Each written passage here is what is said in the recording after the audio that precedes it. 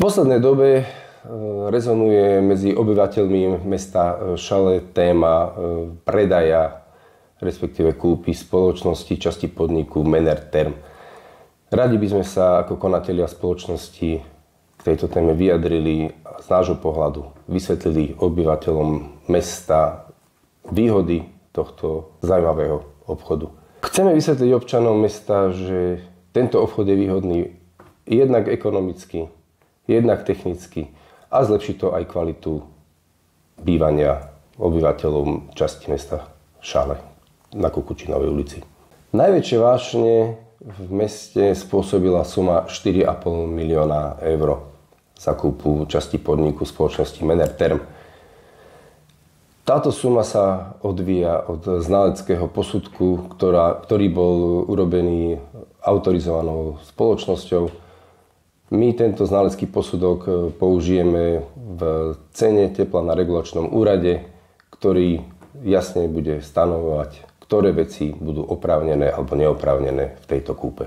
V spoločnosti rezonuje, že kúpna cena za časť podniku spoločnosti Menerterm je privysoká, 4,5 milióna, a vychádza sa z údajov z roku 2023 zo spoločnosti Finstat, kde je uvedené, že spoločnosť Menerterm disponuje majetkom cca 2,5 milióna. Chceli by sme poukázať na to, že v súčasnosti to už pravdou nie je, čiže sa vychádza z údajov, ktoré sú skreslené.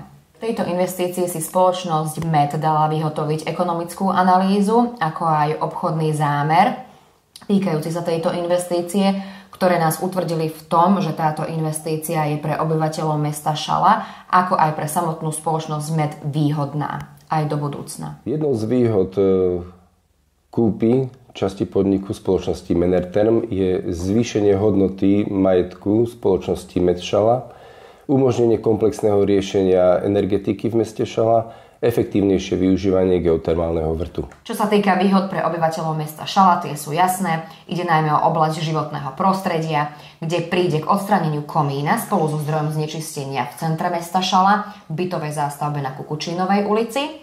Ide o skvalitnenie ovzdušia, zvýšenie estetického vzhľadu k meste, zvýši sa majetok obyvateľov mesta Šala v dotknutých oblastiach a v budúcnosti spoločnosť MED plánuje prepojenie tepelných sústav aj na ulici Pazmáňa, kde tiež príde k odstráneniu komína spolu so zdrojom znečistenia v tejto lokalite. Máme za to, že ďalšou z ekonomických výhod pre spoločnosť MED bude nadobudnutie tepelného hospodárstva v meste Sládkovičovo. Táto časť investície má v sebe veľký potenciál, a to tým, že nadobudne spoločnosť MED ďalšie záujmové územie na podnikanie, kde získame nových odberateľov, a sú indície, že je možnosť napojenia sa v prípade ďalších rozvojových investícií mesta Sládkovičovo na nových odberateľov. Na margo burlivej diskusie ohľadom investície kúpy časti spoločnosti podniku Menerterm by sme chceli poznamenať, že v čase, keď sa o tejto investícii rozhodovalo v spoločnosti MED, nikto z veľkých kritikov neprišiel, nepýtal si žiadne informácie týkajúce sa investície. Mali ich tu k nahliadnutiu, k dispozícii. Samozrejme, že tieto informácie, keďže obsahujú citlivé údaje, obchodné tajomstvo oboch spoločností, nemôžeme posielať komukoľvek mailom alebo akoukoľvek inou formou.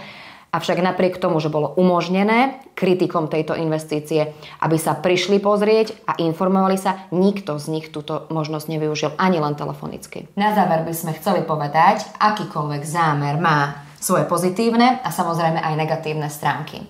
V prípade spojenia tepelných sústav však podľa nášho názoru výrazne prevažujú pozitíva nad negatívami a spojenie tepelných sústav spoločnosti MED a Menerterm bude mať pre obyvateľov mesta Šala a aj pre samotnú spoločnosť MED v budúcnosti množstvo prínosov.